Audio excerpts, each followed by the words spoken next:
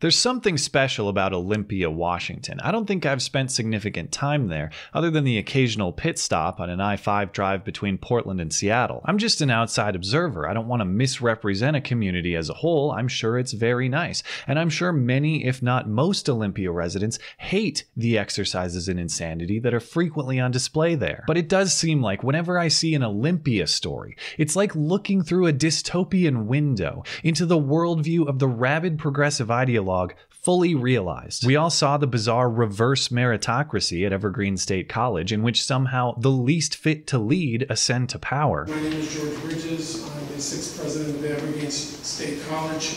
I use he, him pronouns. But the crazy isn't limited to campus. On May Day, Antifa rioters heavily damaged downtown businesses in an unsuccessful bid to end the port and become ungovernable. Instead, they became highly governable, and 9 were arrested. But as they moved up the street, they did target businesses, small businesses as well, including a Goodwill boutique and a Starbucks as well. Goodwill and Starbucks? That doesn't even make tactical sense. Why would they attack their own supply lines? There's a certain irony in being an Olympian if you insist on being a loser, but for whatever reason, it appears there's a healthy population of people who do. The latest example to catch my eye is an encounter at a local gun shop called Private Sector Arms, the owner of which says he occasionally receives hassle from college students or other area activists who may not be fond of the right to bear arms or what they perceive to be his personal politics. Last Saturday, one such agitator entered the shop and apparently grabbed a fake plastic gun sitting on display and pointed it at the shop owner. Irritated, that's when the shop owner started his camera recording, and androgynous George started asking questions, starting with a bizarre one. Apparently, this creature asked if the owner sells to Jews. Really? You don't do anything illegal? Nope. Do you do anything illegal? Why would you come in here and ask me that? That's kind of messed up. Well, I'm just assuming. Why are you being aggro, though? I'm not being aggro. I'm just being, like, inquisitive. Right. The first thing you did is you came in and asked me if I sell the kikes. I don't even know what that is. You don't even know what kikes are? What is it? Jews. Jews? Yeah. Well, I would sell the Jews, sure. Really? That's functionally funny. You don't like Jews much? No, I love Jews. I just don't. I'm surprised you don't hate them. Why would you be surprised that I don't hate them? It's just because of this shit. Right, but I just told you that that wasn't Nazi. I don't get it then, actually. If it's not Nazi, I don't know what it is. What they're talking about is 2 flags displayed in the storefront. A Gadsden flag with that famous "Don't Tread on Me" snake image, and the Betsy Ross or colonial flag, of course both relics of the American Revolution, otherwise known as the Great Nazi Victory of 1776. Now the shop owner had a stack of Bibles in the store, and at this point, they become the object of the creature's attention. Those are free. You can take one of those if you want. Free Bibles? Sure. Are these, You can read it, burn it, do whatever you want with it. Really? Yeah. That's actually nice of you, because I would burn it. Okay. But, I mean, actually, are these New Testament? Yeah, new and old. Oh, new. It's got both. So very specifically Christian, yeah? Yeah, I would say so. I think specifically Christian in this context is again meant to imply anti-Semitic. At least that's how I interpret it. But at this point, our agitator makes a big request of our shop owner. Can I have all of your Bibles? It's a request the shop owner grants, and the creature throws them all right out the front door. Thing like that. Do you need all of them? Yeah, I have friends. You go right ahead.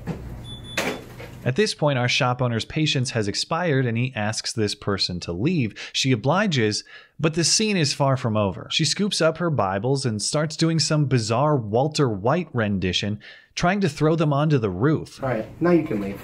Are you sure? I'm positive. Well, you said I needed all of them. That's right, but now you can leave. Holy crap. And I think it's about ready to pick up those Bibles. And now she's throwing them up on the deal. At which point our shop owner calls the cops, and our agitator is confused about why. Yeah, my name is Don, and I'm with Private Sector Arms over in West Olympia. I just had somebody who walked in, and they're still outside my store, but they took a big stack of Bibles and started throwing them at the store. And now it's throwing stuff up onto the ceiling, and I think they're coming back. Fine, right? You said I could do whatever I wanted with them? Yeah. Oh, I'm not even sure. Young, maybe 20s. 30s. About 6 foot, heavy, black. I'm not black. I'm gonna guess he was referring to clothing and not skin color, but notice what's disputed here and what's not. Yeah, she looks like she's in her 20s, 30s, wearing black clothes. I'm not black. Yeah, and quite heavyset. Go on. In fairness, she also denies being associated with Antifa. You're being violent, and I'm asking you to leave. And you're dressed like some weird Antifa freak. Okay? I was totally polite to you. I'm not Antifa. Have a little respect for your community, even. Okay, I do have respect for my community. Really? That's why you came in and called me a Nazi and asked me if I sold guns to kikes? Yeah. That's ridiculous. I'm just wondering why I can't throw them at the... I've asked you to leave a lot of times, and you're not leaving I them. mean, I'm happy to. I'm just like... You're not happy to. You're still standing here talking. I thought I could do anything I want with them. I mean, you have this flag on your wall, your forefront. I thought it would be like okay, because it's like that seems pretty indicative of it being okay. It's like, I mean, don't tread on me. I should be able to do whatever I want with these because they're free and they're mine. Well, that's true. That flag does generally represent a philosophy of liberty, a philosophy of do whatever you want, with one important caveat, of course, which is not treading on people. That's when the law arrives to tread on her, rightfully so, and the situation is diffused. The cops issue a trespass notice, and we get the most important question firmly answered. Go ahead and keep this on file, so Okay. if they return, give us a call, and we'll come take care of it, okay? Okay, great. Any questions for me? Identify as male. Okay. Well, that's unfortunate. Better to identify as female, if only to justify that throwing arm. On a serious note, I want to commend the shop owner. For a guy who's passionate about the right to self-defense and who's in the business of helping all people protect their own. You can hear him discuss this and more in a radio interview that's on his channel. I'll link it in the description. But for a guy who's made that cause his life focus, he showed very admirable restraint when faced with agitation on his property. You can tell this agitator was just fishing for some aggression, for some way that she could be victimized, so that she could portray this shop owner as some kind of community villain. It was a setup to make him look like some kind of violent and intolerant person, and the result was the exact opposite. So to the shop owner, I say thanks for keeping your cool. And maybe someday, if I'm on another long I-5 drive, I'll stop in and say hi.